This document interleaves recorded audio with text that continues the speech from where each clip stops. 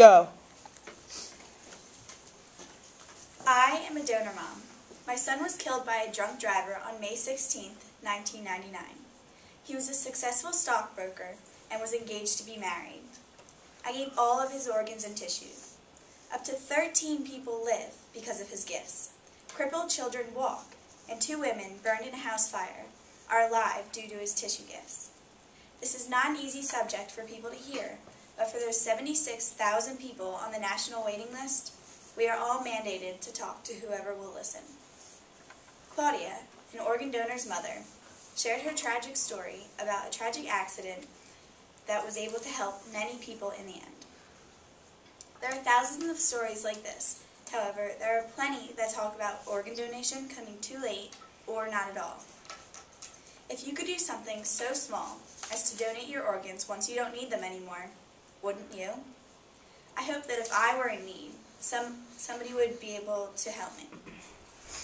In order to provide more people with this chance at living a normal life, the government should implement a presumed consent law for organ donation because it would save money for the country. Grieving families are spared the stress of having to make the decision at a time of such loss, and other countries have implemented this law successfully.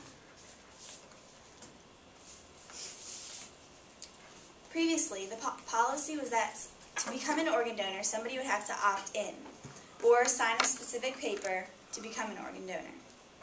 I propose that we modify this policy and implement a presumed consent law. When I say presumed consent, I mean doctors and anyone else who are concerned can assume that everyone is an organ donor unless they have otherwise requested. After a person is deceased, if they hadn't signed the paper to opt out of becoming an organ donor, their organs would be donated. 100,000 people need life-saving transplants currently, and every 10 minutes another name is added to this list. An average of 18 people die each day because of the organ donors coming too late. The faster the new law is implemented, the sooner this average can decrease. To become an organ donor, someone can sign up as an organ and tissue donor in your state's donor registry, designate your decision on your driver's license, tell your family about your organ donation decision, tell your physician, faith leader, or friends, or include your donation in your advance directives, will, and living will. To begin, higher rates of organ donors can save money for the country. Without organ donations, the treatment is given on a yearly basis. However, with a transplant, there is a one-time payment. The cost of the transplant may be larger than the yearly cost. However, the yearly amount will quickly add up. An article by Linda Fentman stated that the average kidney transplant costs $80,000, while kidney dialysis, maintaining treatment for one individual on kidney dialysis, is $33,000. This annual cost will add up to be much more than the one-time treatment. Over a short period of time, the increase of organs available can save millions for the country.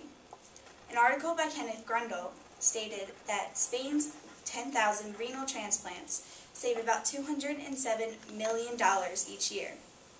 In the U.S., there are 50,000 people on the waiting list, which represents a large savings in healthcare expenditures.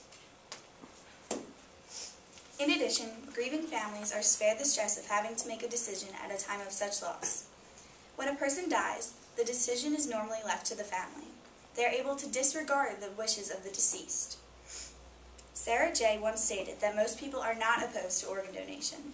However, in their moment of grief, they are unable to think of all the people that they could help by donating their loved one's organs. It makes sense. If I was in this situation, I wouldn't be able to think of all the people that I could help. Wall Street Journal once stated that the family often doesn't know the wishes of the deceased and might just say no. In my opinion, the wishes of the deceased should be carried out. With a presumed consent law, this would be easier to keep track of. The other countries' opt-out rate. Other countries that have implemented this law have an opt-out rate of only 2%. It's easier to keep track of this 2% rather than the opposite. Besides saving money and sparing families grief, other countries have implemented this law successfully. As I have mentioned, the other benefits of other countries with a presumed consent law. According to the Presumed Consent Foundation, some other countries that have implemented this law are Austria, Spain, Switzerland, Portugal, Italy, Belgium, Bulgaria, France, Norway, Denmark, Finland, Sweden, Hungary, Poland, Greece, and many other countries. As I stated before, they have found that their opt-out rate has only been 2%. Can you imagine the amount of lives that we could save if we implemented this law? This graph shows the amount of organ donations for a lot of countries without the presumed consent. However, this one shows the amount with presumed consent. And as you can see, there is an increase in the amount. For example, Austria has implemented this law, and the amount of organs that they have that are now available has quadrupled since this change. This information from R.L. Worsnop proves that presumed consent can save countless lives. In order to provide more people this chance at living a normal life, the government should implement a presumed consent law for organ donation. Because it would save money for the country, grieving families are spared the stress of making this decision at a time of such loss, and other countries have implemented this law successfully, not to mention the amount of available organs that will be available. This policy would assume that everyone is an organ donor, unless otherwise requested. The family would be informed of the decision to donate their organs, so as not to take the organs without the family knowing. While we are waiting for this presumed consent law to be implemented, you should raise awareness of organ donation wherever you can, and maybe even become an organ donor. In these situations, it still holds true. To the world, you may be but one person, but to one person, you may be the world. Thank you.